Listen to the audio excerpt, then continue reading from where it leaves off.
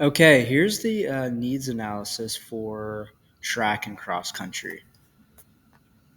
So, what a needs analysis is basically an analysis using um, different branches of exercise science, sports science, biomechanics, nutrition, physiology to try and understand the demands of a given sport. So, here we're talking about track and cross country. Okay, so about me, I'm from San Diego. I love to be active, ride my bike. Here's a picture of La Jolla, where I'm from, in San Diego. Okay, here's my twin brother Kyle and my older sister Lindsay. So I have two siblings. Okay, here's so after I grew up in San Diego, I attended TCU in Texas, studied exercise science, looking at things like biomechanics, physiology, nutrition, other sciences. Um, as well as working with athletes on campus, worked with basketball, track, cross country, and baseball. Okay, and then here's in the corner here, here's me and my parents. Okay, shout out to my parents because I love them in July at graduation. Okay, so here's about you. You guys being distance runners, okay, put about 3.5 times body weight forces over the course of an 800-meter distance. Okay, so here's what that could look like.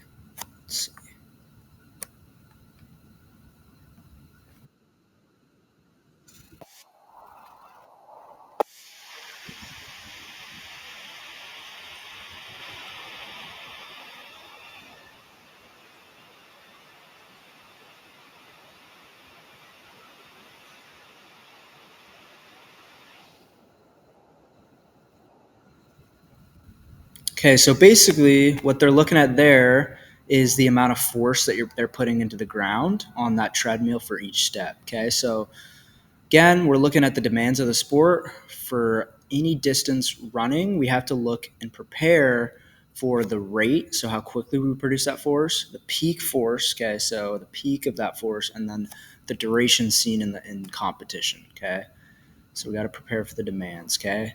Here's kind of more about what I'm talking about. This is called a ground reaction force curve, okay? So in the corner here, we can see upon heel strike, okay, so when the heel touches the ground, there's going to be a strike or a spike, excuse me, there's going to be a spike in force. That's what we can see, that spike with that first blue line. As your shin moves over your shoelaces, we're going to see what's called that stretch reflex, okay, or is that going to be that rebound? So you're going to see a little dip in force. And then as that force returns to your body, you're going to see a peak in force again. Okay, so again, there's going to be a spike, dip, peak, spike, dip, peak. Okay, and that's going to happen hundreds and hundreds of times with each step on both legs over the course of the race. Okay, and so what we're looking at in that lab is their ability, or they're able with the tools they have. They have what's called a force plate that can measure reaction force on each step. Okay, and what they found was just on average, runners, distance runners, excuse me, apply about 3.5 pounds, 3.5 pounds body weight forces with each step. Okay, so this curve is going to change based on the time period of your race, based on which part of the race. So we might see a curve or a spike that's actually higher and more skinny, right? So we might see a higher peak and a skinnier application of force. Okay, and so that might happen at the end of your race. Okay, so that means that we can't just prepare for an average. We have to again prepare for a peak. Okay, and how quickly that force is actually being applied. Okay, so again, this curve is going to change based on a various amount of things, right? Wherever you are in your race, your environment, maybe you're stepping over something and you have to jump. Especially in cross country, there's a ton of different steps you might make. But the point being is this curve is going to change, right? The force that is being sent back into your body is going to change, and we always have to be prepared for again the peak, the rate, and the duration seen in competition. Okay. Okay, so with that being said, output and strength, it looks like this. Okay, it's high intensity. It's not, some low intent kind of thing. It is very high force, okay, with a relatively high rate. Okay, so that is always the intent with strength. So strength can look like many, many things. So strength and output, high output looks like this, but it just as equally looks like this. Okay, something where I'm producing about a quarter of my maximum force, but I'm doing it with a higher skilled movement on one leg. Okay, and the reason we're doing it on one leg is because one leg, single leg strength is actually more what we call functional. Okay, functionality just kind of means it relates more to something that is more of function or um, to whatever said sport. So for cross country, we have a large amount of our demand um, on unilateral, on a single limb. Okay.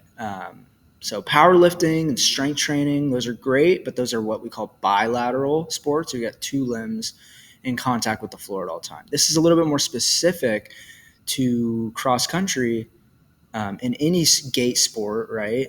Any turf sport, anything like that, because we're using a single leg, right? I have to stabilize, I have to have stable hips here, and then produce high force. Okay, so although strength is based on those couple principles of high force, pretty relatively quick, it's going to be important that we know that strength actually looks like a myriad of things, right? It can be single leg, it can be powerlifting, it can be strongman competitions. Strength looks different for everyone, okay? It's always relative to what you can produce, okay? So my max effort is going to be very different from a power lifter in absolute terms, but we're still producing max force. So if I have 100 pounds on the bar and you come up to me and say, how does 100 pounds feel?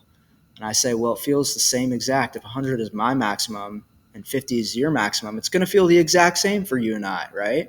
Um, the absolute load does not matter. It's all about pushing your relative limit, understanding that strength is about output, high output, shorter time frame, um, and producing that in a relatively quicker fashion. Okay, so strength looks different from people to people, but it's about the same core principles.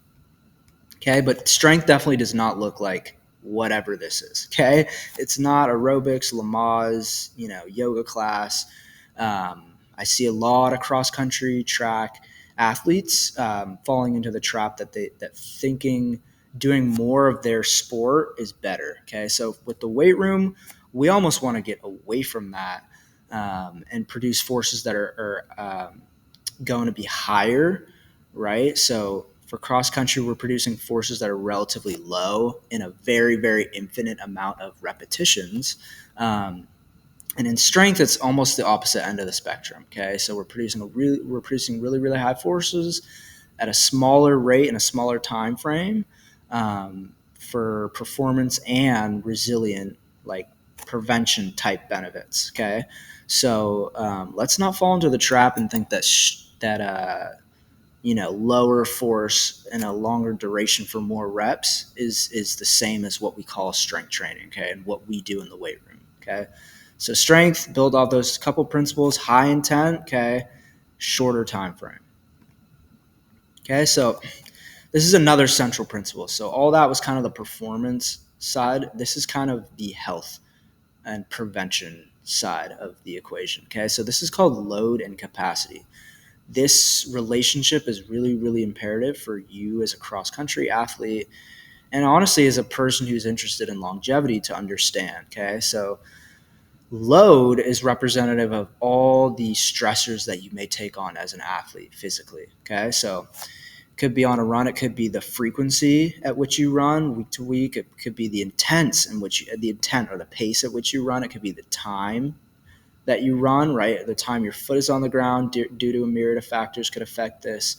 Um, the type of running you're doing, right? Maybe that's a threshold workout. It's a long distance workout, a fartlek, something like that, or a hill, right? These all pool into this load category. Okay, these all affect this load category, and your capacity is your bandwidth or your ability to do this work over time. Okay. And so the more capacity we have and the more capacity each tissue in our body with or has, the larger ability of load we can withstand. The more frequent we can run, the more intent we can run, the more types of running we can withstand, and the more we can progress and get better. Okay. So load is kind of the stressors. Capacity is your ability, your bandwidth to be able to be able to do that again and again. Okay, and withhold that. Okay, so let's look at these two relationships and what the outcome is. Okay, so if we are coming in and we're actually thinking about load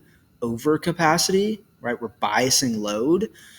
We actually are gonna to see a lot of injuries and bruises along the way. Okay, so anytime we're more focused on the load part of the category, right? This is always like a teeter totter and a bounce. Anytime we put too much load on our plate without focusing on capacity in either a shorter time frame or a longer time frame, in the calendar year, that is sort of a recipe for injury. Okay, but anytime we flip that and we start to focus on capacity, right, building that work capacity ability to do that over and over again, that's when we actually see positive outcomes in resilience and prevention. Okay, so um, keep in mind that principle is really important to understand: load and capacity. Okay, so here's a case study. Here's my friend Cormac. He runs at Miami currently, cross country and track, middle distance. And I'm going to talk about kind of his journey as an athlete, dealing with some inevitable bumps and bruises and some successes, right? And I want you to understand the evolution of what a cross country runner can be like and kind of what he went through. Okay, so he started in 2021 as a freshman. Okay, right away he had chronic knee issues. Okay, so he wasn't really valuing the capacity end of the equation, and he had these kind of long time frame knee issues and knee injuries that kept him out of competition. He wasn't very happy, um, and yeah, it just was not a fun experience for him. Sophomore year 2022, he came back and got a stress fracture in his pelvis. Okay, so pretty serious there. This was another kind of chronic issue he had to deal with, and he was pretty fed up by then. Okay, so that summer, after that 2022 season, he started the initiation of this preventative care with me. Okay, and all that really was is work capacity. Okay, we were just building work capacity, centering things around work capacity. Okay, so that was the only goal. All we focused really on was work capacity. Didn't really focus on any performance benefits or enhancing performance. We just worked that work capacity end of the equation. Okay. Here was some feedback from him after that stint. Okay, in the summer training with me, he felt more resilient as a runner. Okay. The accountability I was giving him with nutrition from a nutrition perspective was everything. Okay, he said that was super important, and that's just been like a huge lesson for him. And then he felt more explosive on the last stretch of his runs and his time trials over summer and in competition, starting in the fall.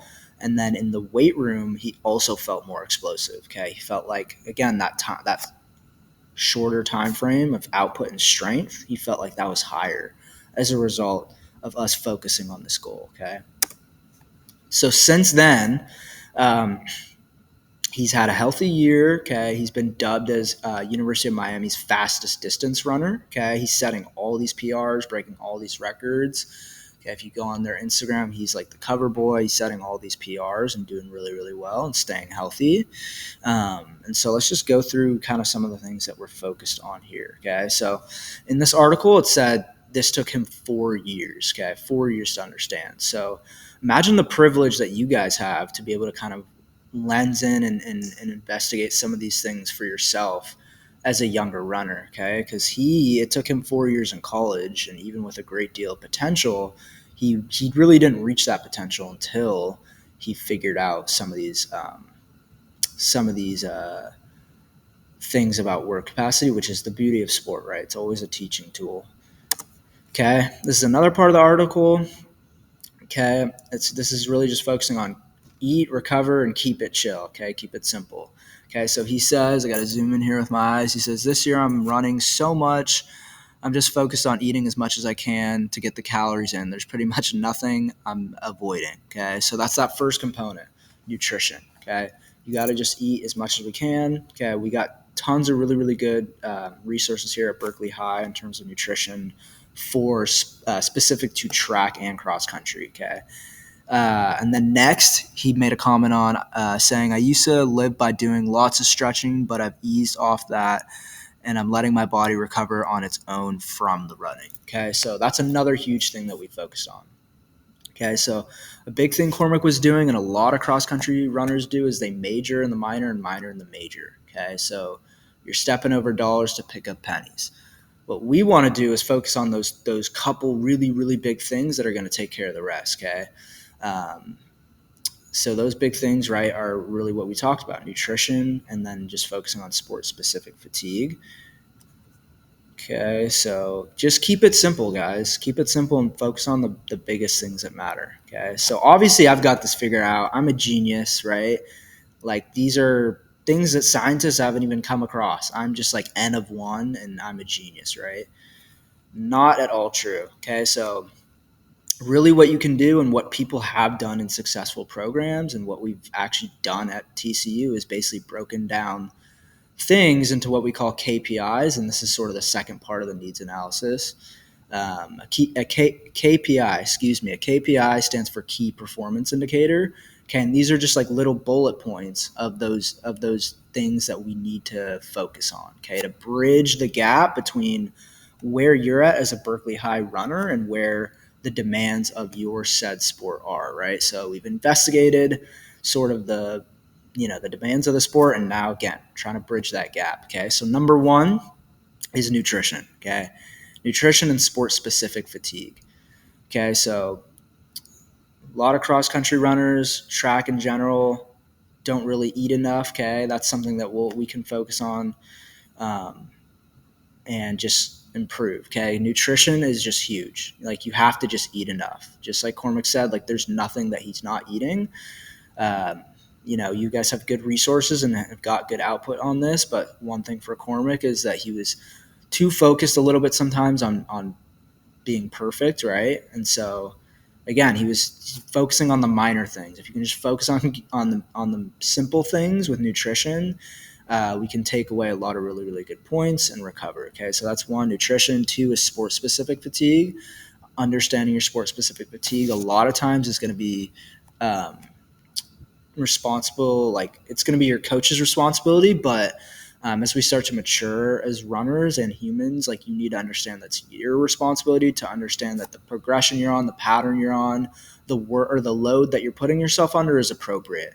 And if it's not appropriate and you can't figure that out, you always have to be very communicative with your coaches and your staff, right? With your nutritionists, okay, with me as a strength coach, with your athletic trainer here at Berkeley High, that being Kendall and Lauren, and then obviously with your coach, right? Your coaches here, a part of the track program, right? So nutrition and sport specific fatigue, those are almost like step zero. You have to get those things on lock. Okay, if you guys want to be healthy as runners, okay, nutrition and sport specific fatigue are really important. Number two, loading sport or special muscles for running. Okay, so special muscles for running are just muscles that demand a lot as a result of distance running. Okay, so number one is adductor. That was a big thing that we focus on with Cormac. Okay, with these muscles, a lot of times they're being demanded at a longer length, and anytime muscles are being demanded at a longer length, there's certainly potential for strain, and so that's a huge part. In each muscle, we want to zoom in these tissues and add that work capacity, right? We want to add that work capacity, and the way we're going to do that is through the strength and the output, right? Um, and so that's what we did with Cormac. We didn't focus on lower forces or anything like that. We focused on the ability to provide output with each of these specific muscles. So with the adductor, calf, and hamstring. So calf is really important too. That's your first line of defense, first muscle that really contracts against every single repetition that you do on the track or on the course. Okay, so if you have weak calves, there's actually a really good study that says the force that you put into the ground is going to be inappropriately shifted up the chain to your knee. Okay, and I can cite that study any athletes that want it. And so having like a threshold, right? Having a threshold of strength for the calf is actually another thing at TCU that we've developed, right? We really know if a kid's going to be, if a kid has enough work capacity based on his calf strength, okay, based on single leg calf strength and based on um, bilateral or double limb calf strength. And then also looking at the control with another muscle called the soleus, which just sits inferior under to the calf belly, the gastroc. Okay, so foot and ankle complex, like calf strength, first line of defense, having that strong as well is super important. Okay, lastly, hamstring. This is another muscle that is just stretched a lot at length, right? Anytime you guys are front side in those mechanics and your shin is being casted out, hamstring is going to be under a lot of demand with length there. So again, having really high output and really resilient hamstrings there is super important. Okay, so that's two. Those are specific muscles specific to your sport that we would want to focus on, which would be in the latter parts of the session. And again, we want to be mindful of strength there. It needs to be strong and not aerobics class. Okay, variability is the last point here.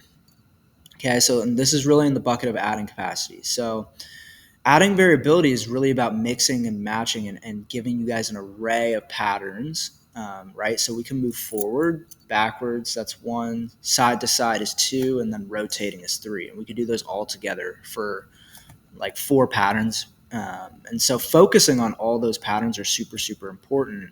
And getting your movement variability is always going to add capacity. Okay. So again, what we're trying to do in the weight room is almost pull you away from sport, pull you away from what you do in your sport to aid and add capacity and make you a healthier athlete. And so, to give you more availability, because your ability is always predicated on your availability as an athlete. Okay, so adding capacity is super, super important, and variability is a really, really good vehicle to do so. Okay, so those are the KPIs: nutrition, sport specific fatigue, loading those specific muscles, and then adding variability through an array of patterns. Okay. So any questions on any of these things, please, you can email me. Okay, I have this little point of contact list for you guys. Okay, here's my phone number. You feel free, if you need something, reach out. Also, Team Snap works really well. Okay, and email works well too. And that's just going to be KirbyMcGordon@Berkeley.net. You should see my profile picture pop up there. YouTube, I sometimes upload some instructional videos on there, so that's a resource y'all can use. And then if I have not met you, this is like a must do, please email me. Okay. There's a link here. You can just click, it'll go to my email. Okay. Your grade as number one. Okay. And maybe what school you're in. Number two, how many sports have you played in your lifetime?